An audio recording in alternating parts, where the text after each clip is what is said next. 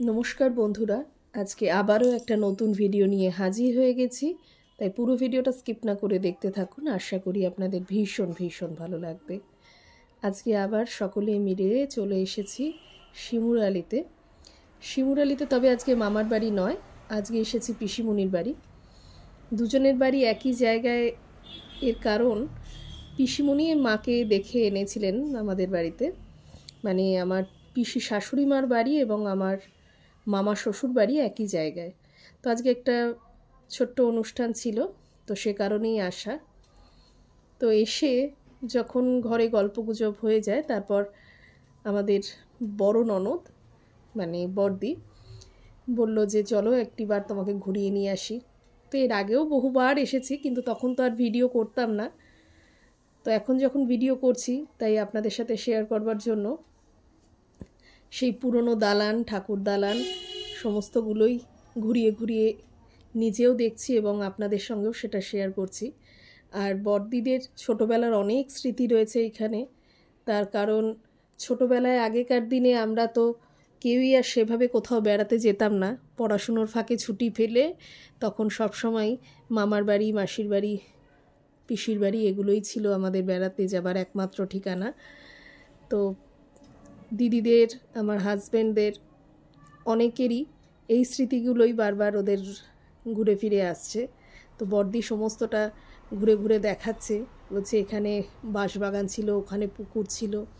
আর এইখানকার মানুষদের অনেক অনেক জায়গা, কত গাছপালা, মানে সত্যি আসলে কিন্তু মানুষের মন ভরে যায়। মানে এত সবুজ বোধহয় এখানে আসলেই দেখতে পাওয়া যায়, যেটা আমাদের এদিকে সচরাচর চোখে পড়ে না। আর এবছর আম কম, তাই গাছে খুব একটা আম দেখতে পাওয়া যাচ্ছে না। যাও ছিল তাও এখন এই ঝড় বৃষ্টিতে মোটামুটি ঝরে পড়েছে। তো এদিকে বাঁশবাগান ছিল, সেগুলোর গল্প করছিল। আর এই দেখতে পাচ্ছেন পুরনো দরজা, সেই পুরনো ছিকল, কবজা, ওইগুলো। আর ঠাকুর দালানটা হচ্ছে সব থেকে ইন্টারেস্টিং। তো এখন ছাদের থেকে নেমে চলে যাচ্ছি আরেকটি ঘরে, যে ঘরটিতে পিসিমণি থাকতেন। এই ঘরটি এখন রিনোভেট করা রয়েছে, বেশ সুন্দর কালার টালার করা রয়েছে। কিন্তু ওপরটা দেখুন কি অপূর্ব, সেই খড়িবর্গা আর পুরনো দিনের ফ্যান সমস্তটাই রয়েছে। পুরনো দিনের জানালা, আলমারি, মানে সব কিছু যেন এই ঘরটার মধ্যে একদম সাজানো গোছানো পরিপাটি করা। আর এই ঘরটা কিন্তু 12 মাস বেশ সুন্দর ঠান্ডা থাকে। তো আমরা যখন আসি এখানে থাকি, ভালোই লাগে। তো এরপর আবার ঘরের ভেতর দিয়েই সিঁড়ি রয়েছে, সেটা নিচে যাবার, যেখানে পিসিমণিদের ছিল আগে কলঘর। তো সেইখানটাই যাচ্ছি, চলুন দেখাই আপনাদের। কত বড় জায়গা নিয়ে রয়েছে কলঘর। ওই যে কুয়ো, আর ওইদিকে রয়েছে বাথরুমগুলো। তো এটা ছিল আগে ওনাদের কলঘর। তো এখন আর এই সব জায়গাগুলো কেউ ব্যবহার করে না, এটা এরকমই থাকে। আর ওপর দিকটা একেবারে নতুন করে রিনোভেট করা, সুন্দর করে সাজানো গোছানো, একেবারে পরিপাটি। তো এখন আমার মেয়ে আবার একটু ফটো তুলে দিচ্ছে ওর ভালো মার। তো আমরা মোটামুটি সবাই এসেছিলাম। আর এখানে রয়েছে পিসিমণি আর পিসেমশাইয়ের ছবি।